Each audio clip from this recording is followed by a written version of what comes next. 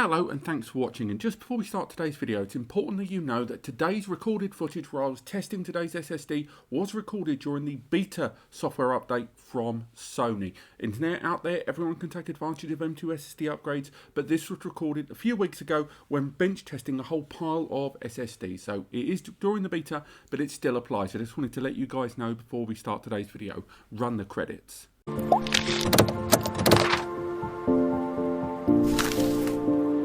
Hello and welcome back, and that's right, we're doing another test of the PS5 SSD expansion bay, and for good or for bad, we are going to revisit the Sabrent Rocket Q4. This is an SSD that is not only under the recommended specification that Sony have put out for their drive, but it is significantly lower in some cases. On top of that, it does take advantage of a kind of NAND storage known as QLC, quad layer cells, and for those that aren't in the world of SSDs, what that means is this is a drive that prioritizes capacity over endurance and performance overall. It crams a lot more data in, but you get lower performance in both read and write, and also the durability of the drive long term. So this is a very, very, very economical option.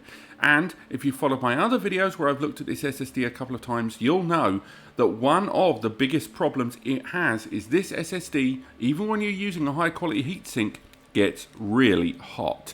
Right now you can probably just about make out the fan of the PlayStation around 60-70 centimeters away. I'm just going to bring the fan a little closer, or actually I'm going to bring the mic closer, 2 seconds. That is the fan going on that SSD with the PlayStation in idle. We've transferred all the games that we're going to take advantage of in today's video over to that M.2 SSD, but straight away it has already garnered a huge amount of heat and is making this PlayStation spin all of its fans in order to maintain its internal core temperature as that SSD gets super hot. So we're going to do the rest of our tests as normal, but do bear in mind that that fan noise, we're going to leave that in, because that fan may even get louder as we go, or maybe go down. But for now, let's go into Hitman 3. This is our first test file for test game, and we're going to be going for 2 different save spots in the game, the Dartmoor level and the Mendoza level. We're going to be comparing this SSD against the internal PS5 SSD, as we've done previously. And throughout this, all we're looking at is 1, how quickly it loads the game. 2, are there going to be any texture problems, any resolution issues, frame rates, any NPCs not working correctly, all of that sort of thing. And again, all of these tests are being conducted with the data living on the Sabrent Rocket Q4 SSD, and we're comparing it on screen against the internal PS5 SSD. So again, we're starting with Dartmoor, we're starting with a non-campaign mission, because that means that we get to skip all of the cutscenes and the kind of pre-created events. And we can go ahead and start now. 3, 2, 1.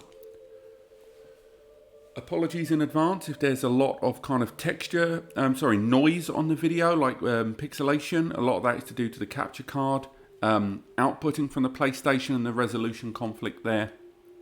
But we should still be able to see everything running absolutely fine. We're rotating around. The fan on the PlayStation has ramped up a little bit there. And what I'm going to do is start making my way through this map, as I've done previously. And all I'm going to be doing here is making my way through this map, jumping over a few little bits, making our way through to a few key areas of the map in the hope to see if we can push this SSD. The loading felt a little longer, but not in any way significant. But it will be interesting to see how much that changes later on. But for now, let's make our way beyond all these cars, and what we do now, we wait for this guy to get in a certain zone, we cap him, take his outfit, and then from there we can start exploring the area in a little bit more detail there. So again, move along real quick, take his outfit, and then from here make our way into this part of the map. Again, we're going to go via a window. We've done it before in this test, and we've gone different ways just to see how much of the in-level assets are generated. In this case, I'm going to stay on the ground floor and get back outside to see if we can see any means with which the game is trying to silently load there in the background. Certainly, it pays to look above our character's head into the distance to see which textures are being introduced in real time. But I'm not seeing any drop in frame rate. None of these textures have popped out. We've seen a few there with the shed. That texture there for the greenhouse did pop there. I've not seen that happen before. And again, that's the sort of thing we're looking for on these more economical SSDs. The ones that can't maintain the bombardment of smaller files, otherwise known as IOPS access, where it's lots of smaller operations being required. But for now, we saw a slight drop in frame rate, but nothing significant there. I think for now, let's go ahead and load the other save game and see how this handles that one. From this point, we're going to be making our way to another whole area of the game. And again, this is going to be much more based on the idea of NPCs. Although this is a large area, 3, 2, 1. Although it is a large area, what we're really focusing on here is the NPCs. This area has an enormous number of little AI place-ins, and there's about 100, I believe. And of course, a lot of these are being switched off, downgraded or whatever as we play through. But still, nonetheless, it's still a lot for this PlayStation 5 to have to be dealing with, and a lot of resources that are going to need to be pulled from the SSD throughout. So for now, what we're trying to do is make our way so we can explore this area in a little bit more detail and see if the PlayStation is going to have any difficulty with what we're doing. I know there's likely an element of pixelation there on screen. I apologise for that. Unfortunately, I can't control that in this setup. But for now, we can see here a big frame rate drop there. I don't know if you guys saw that. We saw a big chunky frame rate drop just then, but now let's move on to the bigger area. And again, this is where the SSD's got to be pulling a lot more assets along. It seems to have got over that little blip. Remember, what we're looking at here is seeing a lot of the rendering happening in the background. Stuff that's popping in, textures that aren't loading correctly. This game does utilise a kind of circular area of graphics being introduced. So you can see a lot of those little bushes from the vineyard being introduced. But again, a lot of that is because of the circle that you're in. And if you move away, the game will swap those out for the low textures as needed. This is running mostly fine, but again, there has been those drops in frame rate several times there, noticeably more than we've seen on other SSDs. But for now, let's make our way on to the next game, Terminator Resistance. Right, so our next game, as mentioned, this is a single loading session here, and what we're looking at here is one, obviously how quickly it loads what we're doing here, but also how it handles the textures and the graphics. This game has quite a lot of quite interesting lighting effects inside it. It has a nice high frame rate on the Terminator PS5 version, and we are going to be taking advantage of the Infiltrator mode. The Infiltrator mode is one where we control a Terminator, so again, no cutscenes to have to play with, although there is one early doors, of course, but the majority of this is all nice and straightforward. Let's go straight in 3, 2, 1. So again, in this game, we're playing as a Terminator. We're not going to bother picking up a gun. We're just going to run around the map and just play with some of those lighting effects, some of the AI stuff happening in the background. We're not going to skip this opening cutscene because we have noticed problems with numerous lower class SSDs in this test, where this, even though this isn't taking advantage of in-game graphics, sorry about my phone there, it does still require the PlayStation to pull a large file, and that's where we've seen a lot of kind of blips in that performance. Then again, when we're seeing it scrolling through the cutscene, we have seen on a couple of those lower class PCIe4 SSDs a little jumping there on the retrieval of that file. But for now, let's make our way into this game and carry on through it. We can hear the fan on the PlayStation start to ramp up again. Again, we're in this area here. We can turn off those Terminator lighting effects, but we're going to stick with them for now, because I do think it's going to be important. But the fan on the PlayStation is definitely ramping up quite significantly there. So for now, let's kill this guy. We've done that. So for now, we can go ahead, continue making our way through this mapped area. Again, this is an open field of play. The objective here is ultimately to find a leader You know, it's hardly narrative based, but it does allow us to see a lot of these in-game graphics and move through a lot of the areas of this game. So it's going to be interesting to see how this is handled as we make our way through. Again, wouldn't have thought this could even be possible as a stealth segment, but there we go. Let's carry on. Throw you over there. And again, ultimately, I think this game is still running very well. We've got those lighting effects, that lovely 1980s aesthetic that we've seen before within this game. Again, it does look good. The shadows and the ray tracing are just first class there. But for now, let's go ahead and skip onto our next game, which is going to be No Man's Sky. And from that game, we should be able to see a little bit more about this game, this SSD having to work a little bit harder there. So let's go into No Man's Sky now.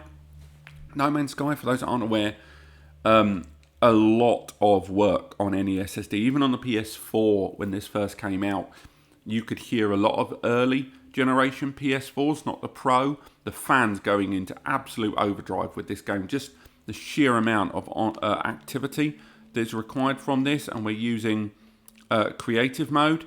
So from here, we're going to do several activities I'm going to talk about in a moment, but for now, let's get started. 3, 2, 1. So what we're going to do is be introduced into a new random area of the game, and from that, we're going to fly in our ship to a space station and then come down from the space station back onto a planet. We're seeing a lot of drop in frame rate, but we're used to seeing that on this game. This game doesn't normally have a drop in frame rate at this section of the game at the very least. The fan on the PlayStation has gone up a layer from what I can hear there. But for now, let's make our way into the game. We're on a planet. So for now, what we want to do is get ourselves into the sky. I am sorry about the inevitable kind of blurring you're about to see here. We'll be going to the pulse mode because of the conflict there at the resolution of the capture device. But let's come out of that. And now we are looking for the nearest space station, which appears to be there. So we can go ahead and fly. And again, you're going to see that pixelation. It's unavoidable. But what you're looking at here is how quickly this game is able to do a lot of these actions. But for now, we're moving in towards this game.